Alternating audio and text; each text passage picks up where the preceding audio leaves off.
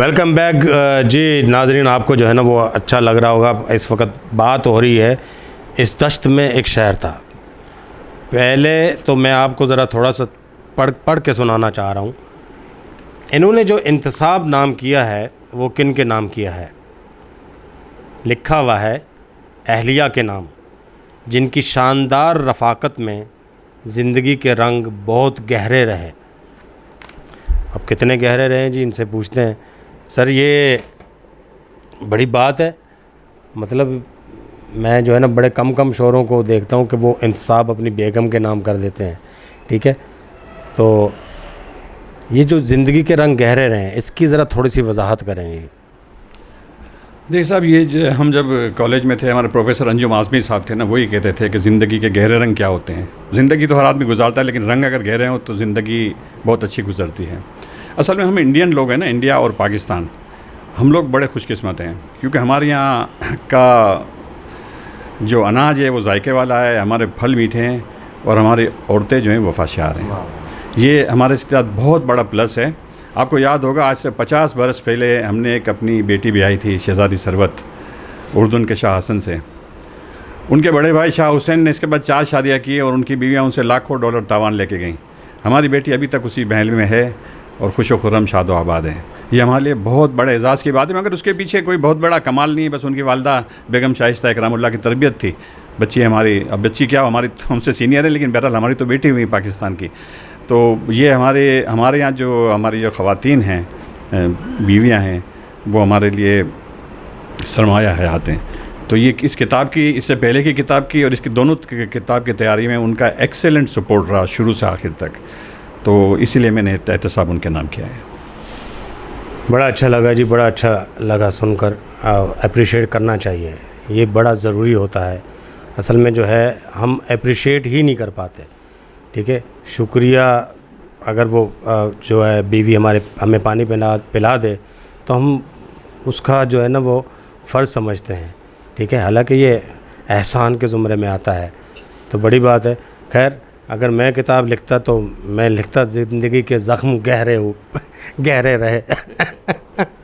تو ہر کسی کا اپنا اپنا جو ہے وہ زاویہ ہے. اچھا سر، ایک سوال اور. محسن نقوی کی شاید غزل تھی، اس دشت میں ایک شہر تھا تو کیا ہوا آوارگی. تو یہ اس دشت میں ایک شہر تھا، یہ وہاں سے لیا، یا اس دشت میں ایک شہر تھا جو ہے یہ واقعی آپ نے جو موجودہ کراچی ہے یہ دشت اس کی علامت ہے؟ یہ سمبولک وے میں آپ یہی کہنا چاہ رہے ہیں؟ دیکھ صاحب، اس کتاب کا نام میرے دماغ میں جو تھا نا، وہ تھا میرے زمانے کی کراچی.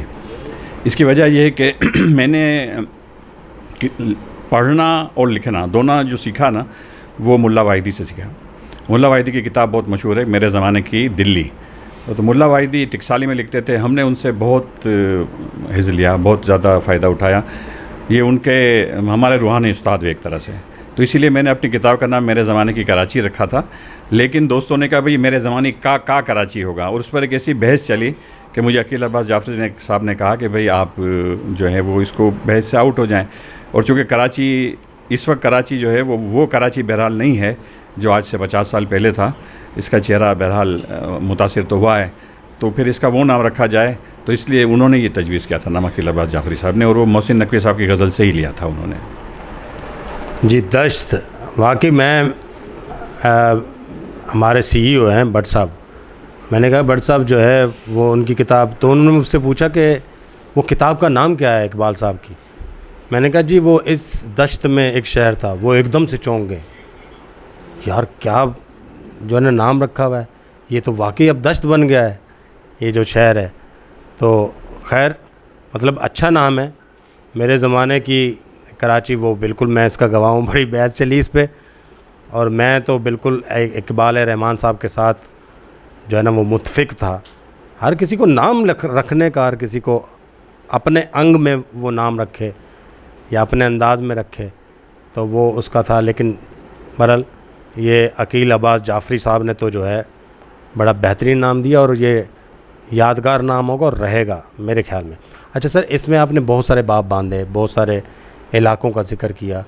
زیادہ تر جو ہے وہ کن علاقوں کو آپ نے بڑا مفصل اور آپ سمجھتے ہیں کہ سیر حاصل بحث کی ان پر اور بڑا تفصیل سے بیان کیا ان علاقوں کو؟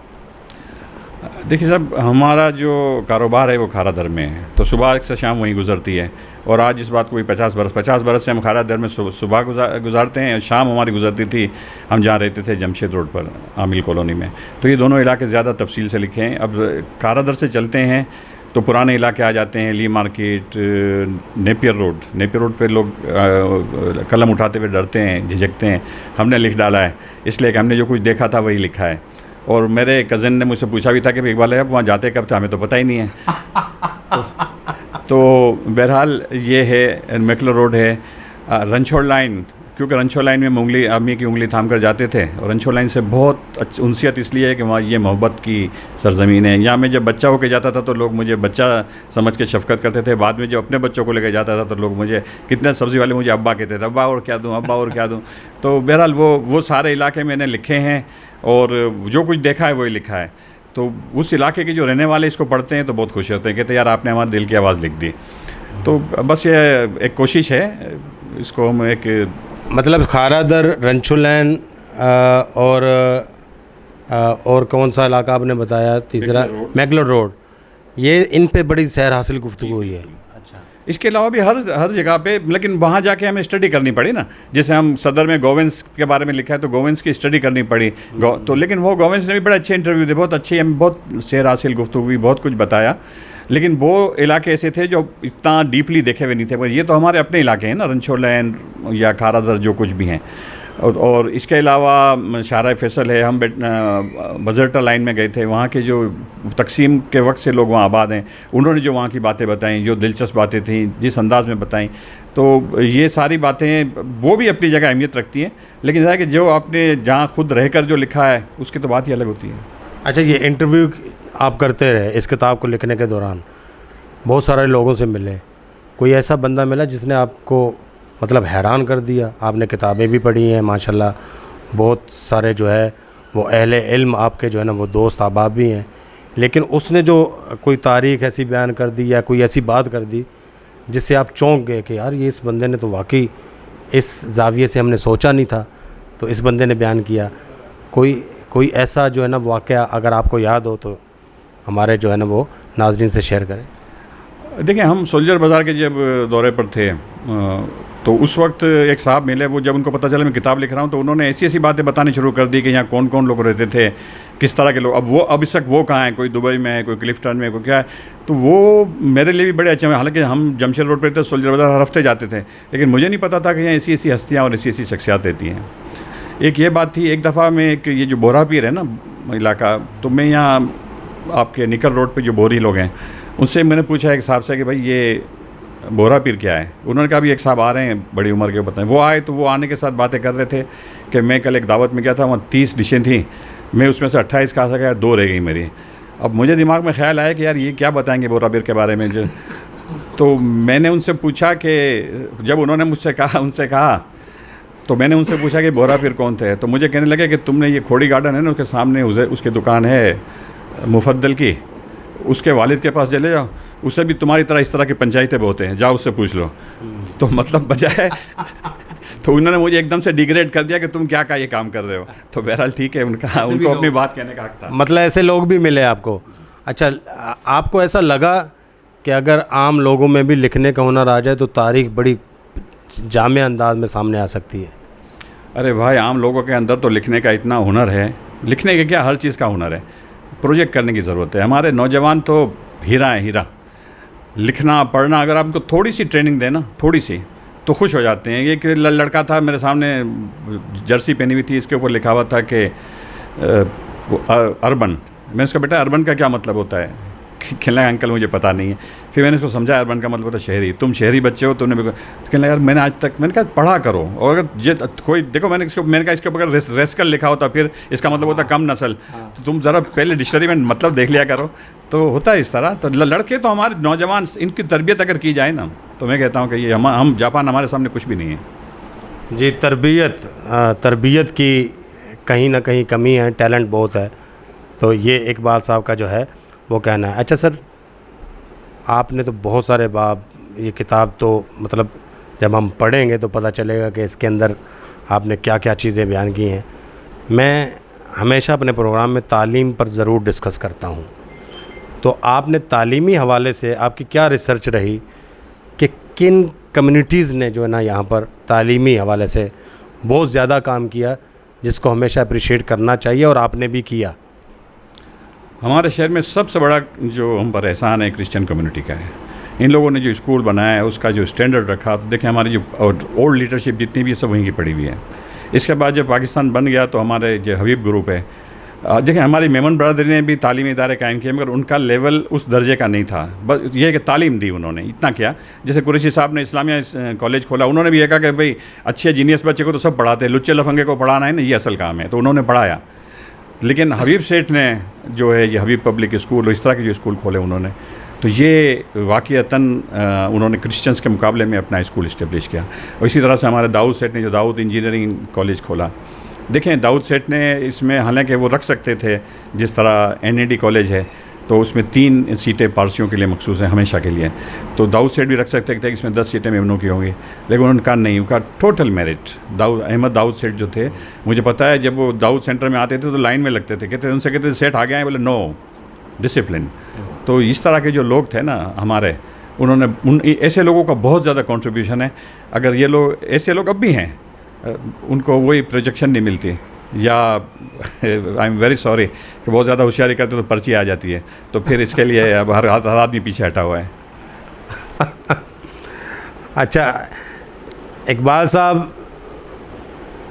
کیا ایک جو لفظ ہے وہ پہلے میں نے بہت پڑھا، لیکن یہ جو جب مطلب اگر کوئی روداد لکھتے تھے تو اس میں تو میں نے بہت زیادہ پڑھا، اور وہ جو ہے لفظ ہے تڑکا. ٹھیک ہے نا جی. اب یہ جو تڑکا ہے، جب سے اقبال صاحب کی کتاب سامنے آئی ہے تو میں جس کو پڑھتا ہوں تو اس تڑکے کو بھی لازماً جو ہے نا وہ پڑھتا ہوں کہ اس کے اندر شاعری کا خوب تڑکا لگایا ہے اقبال صاحب نے اس کتاب میں. ٹھیک ہے، وہ تو میں پڑھوں گا جی کیا مطلب شاعری کا کون سا تڑکا لگایا ہے.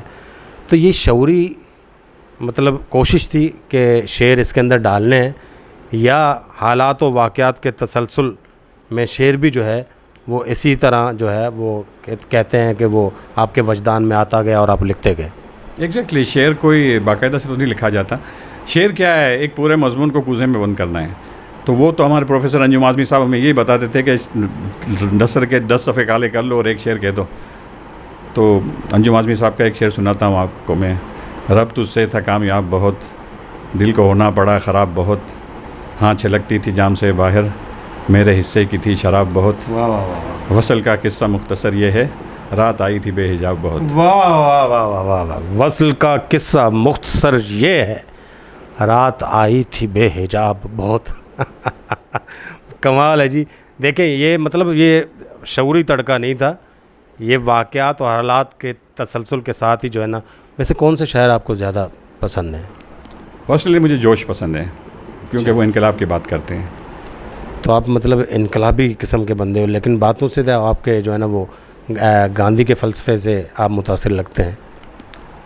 بس ہم تو ممبر بھائی ہیں تو گاندھی کو ہی فالو کریں گے نا، گجرات کے آدمی کو. تو جوش صاحب کا ایک شعر ہے، مجھے اب تو ہم بھی اس قابل ہو گئے کہ کوئی ہم سے آٹوگراف لیں، تو میں ان کو جوش صاحب کا یہ شعر لکھ کے دیتا ہوں کہ اہل عالم کی نظر میں محترم ہوتا نہیں، مرد جب تک صاحب صف و قلم ہوتا نہیں. واہ واہ واہ. یہ میں جب اپنا جو ہے نا وہ پہلا انٹرویو لینے آیا تھا تو یہی شعر جو ہے وہ انہوں نے سنایا تھا، اور میں ابھی وہ اس کو دہرا نہیں رہا ہوں کیونکہ میں اس وقت بھی سلپ ہو گیا تھا کہ اہل عالم کی نظر میں محترم ہوتا نہیں، مرد جب تک صاحب سیف و قلم ہوتا نہیں. واہ. مطلب سیف اور قلم بڑی بات ہے جی، یہ ساتھ ساتھ. تو یہ جو صاحب سے متاثر. اچھا لکھنے کے انداز میں، ٹھیک ہے، نثر لکھنے کا، یہ تو شاعری ہوگی، وہ آپ کو کون سی شخصیت اٹریکٹ کرتی ہے؟ کون سے ایسے رائٹر ہیں جو نثر نگار ہیں جو آپ کو اٹریکٹ کرتے ہیں؟ دیکھیں جنگ اخبار ہے نا، اس کی کامیابی کا راز کیا ہے پتہ ہے آپ کو؟ کہ جنگ سے یہ میر خلیل الرحمن صاحب نے جو ہے وہ چن چن کے ٹکسالی لکھنے والے بھرتی کیے تھے. تو جنگ اور اخبار جہاں میں یہی انداز تھا لکھنے کا. تو یہ جو بھی ہم نے جنگ اور ہمارے گھر جنگ اخبار آتا تھا اور اخبار جہاں آتا تھا، تو ہم اسی کو پڑھ کے ہم نے اپنی نثر بنائی، نثر بن گئی، بنائی گیا. پھر ملا واحدی کو جب پڑھنا شروع کیا، پھر تو کمال ہی ہو گیا. تو ان کی جو ٹکسالی، ظاہر ہے ہم تو ان کے اشر اشیر بھی نہیں ہیں، لیکن بہرحال ان سے جو فیض حاصل ہوا وہی ہماری نثر میں ہے. تو آپ کو دوست احباب اہل علم حضرات وہ کیا کہتے ہیں کہ کس نثر نگار کی زیادہ جھلک نظر آتی ہے آپ کی تحریر میں؟ ایس کچھ نہیں. میں آپ کو ایک اور بات بتا دوں کہ ایک دفعہ میں نے یہاں ہماری سوسائٹی ہے، اس کے گیٹ پہ چوکیدار ہے نا، اس کو کچوریاں گفٹ کی تھی. تو دوسرے دن سے پوچھا گیا، تمہیں میرا نام معلوم ہے؟ کہنا نہیں کہ تم مجھے کیا کہتے ہو؟ کہنے لگا کچوریاں والا چاچا ہے.